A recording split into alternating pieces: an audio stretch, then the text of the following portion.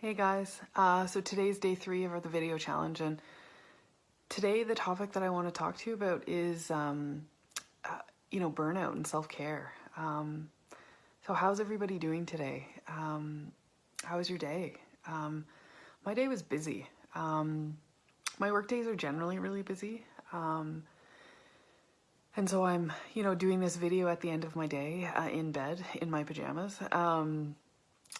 And I'm tired. And so at the end of the day, usually I like to kind of reflect on, am I a good tired, or am I overextended myself tired? And I'm really hypersensitive to that now that I've kind of experienced burnout. And because my personality very much is, I can very easily be a workaholic.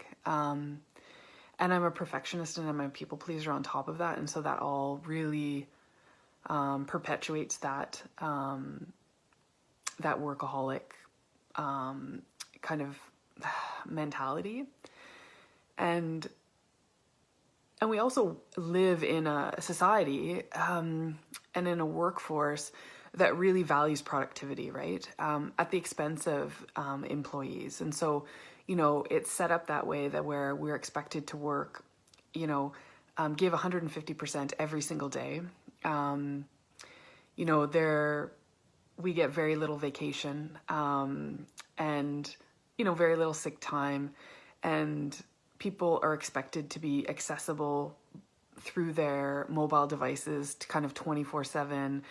People just really never get that disconnection from their work. They're always available by phone or email or whatever. And the reality is we're mammals. Mammals hibernate in the winter. And especially with the winter that we had here in Saskatoon being one of the coldest on record, I think. With some days it was colder in Saskatoon or in Saskatchewan than it was on the planet Mars. But we're still expected to kind of give this 150% all the time. And so self-care is really important because, well, you can give, but eventually there's, if you don't replenish those stores, if you don't do that self-care, there's nothing left to give. We're not robots. And I think sometimes our employers do think we're robots. And they neglect to see that there's a human being behind that. And so, the importance of that, having a really good seated routine of self-care. And I was never very good at this. I think also as women, it's really hard for us to do self-care because we feel a lot of guilt, right? Because if we're doing something for, saying yes to ourselves, we're saying no to something else, right? And that generally means that we're saying no to our family or we're saying no to our children.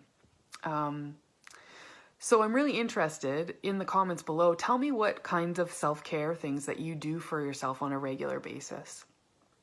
I have a variety of things that I do, and I pull those things out depending on what I need. But the first thing I kind of want to go over is signs of burnout, because burnout is something that's really under-recognized.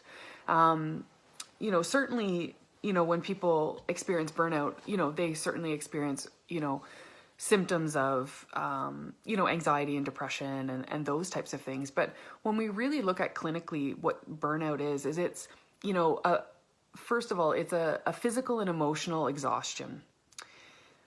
And then what separates that from, say, depression or anxiety is a cynicism and a detachment.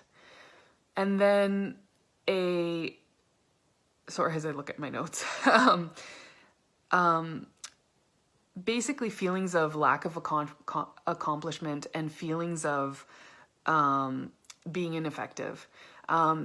And those are really kind of the 3 tiers of burnout.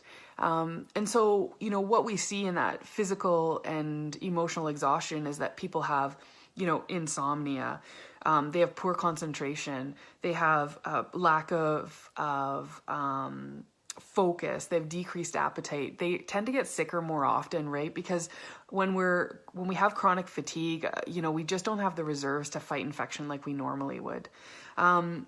Generally, we suffer from a lot of anxiety and depression, but also anger. And what's really interesting about the kind of the cynicism and the detachment is that we've basically lost the joy for our jobs. And we become very pessimistic, and we tend to isolate. So we tend to avoid going for coffee or having lunch with our peers. We lock ourselves away in our office, and we just like throw ourselves into our work even more. And then the feelings of it being ineffective or feeling a lack of accomplishment is basically, we have kind of apathy for our work. There's an increase in irritability. Everything just bothers us. And we kind of spin into this micromanagement, really not delegating, feeling like everybody is incompetent. And really we end up have very poor performance at the end of the day. We're really ineffective, although we're spinning our wheels, working more hours, and we're really not accomplishing very much. And I experienced that. And ended up recognizing that, and ended up being in bed for, probably a good 4 to 6 months, sleeping like 18 hours a day. And so my self-care, I really prioritize that. And the things that I prioritize the most is one, sleep. I make sure I get 8 hours or more of sleep. I need a lot of sleep. I prioritize that every night. I go to the bed early. I get up early.